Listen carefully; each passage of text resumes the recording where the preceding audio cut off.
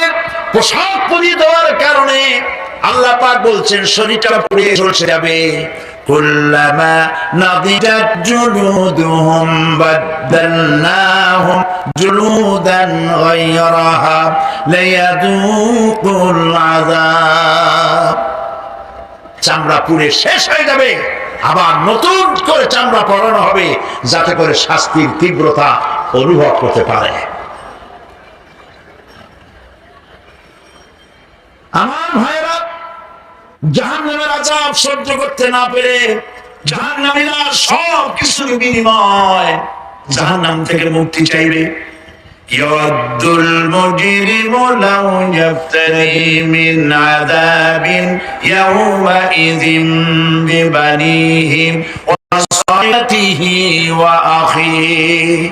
সেদিন অপরাধীগণ